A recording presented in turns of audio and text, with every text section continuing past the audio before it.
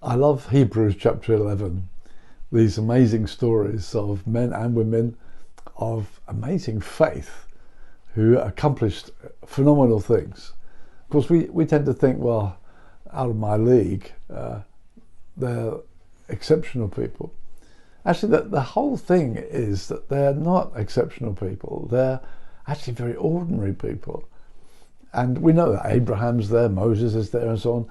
And then at the end it says, time would fail me if I were to also mention, and it gives a list. Among the list is Gideon.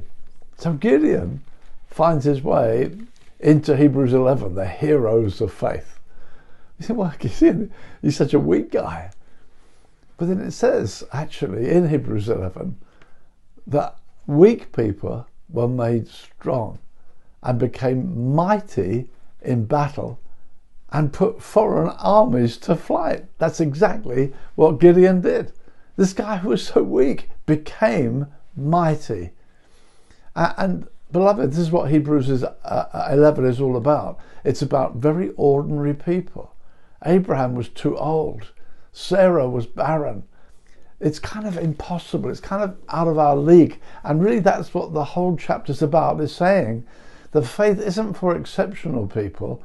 Faith is for weak people. I know for myself, some of us have weak faith, yeah, or even has been damaged. As a young believer, I was once in my friend's home and they had a little baby girl who was born terribly sick.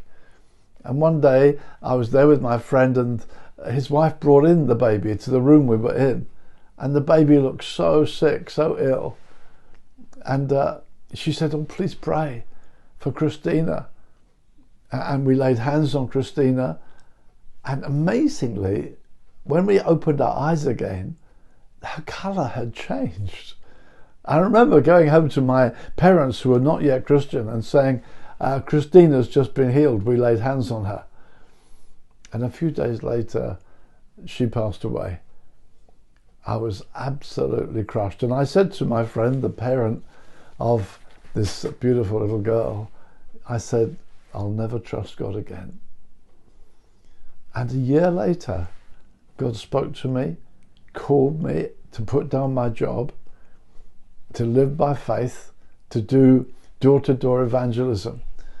And my friend said to me, do you remember a year ago you said to me, I'll never trust God again?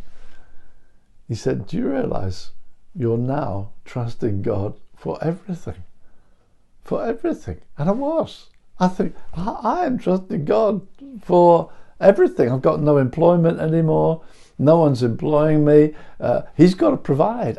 And I'd come from great weakness to really trusting God, putting my confidence in Him.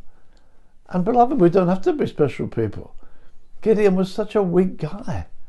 And I'm amazed at God's patience with him. You remember he said, look, just let the fleece be filled with water and the ground be dry, and then I'll believe. And he didn't. I wrote in the margin of my Bible, no, you won't. He didn't. Then he reversed it. He said, let the ground be damp and the fleece be dry.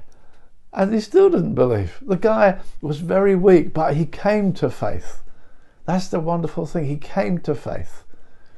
And God so graciously arranges for him to be there in Hebrews 11. Sarah, who struggled with faith, she's in Hebrews 11.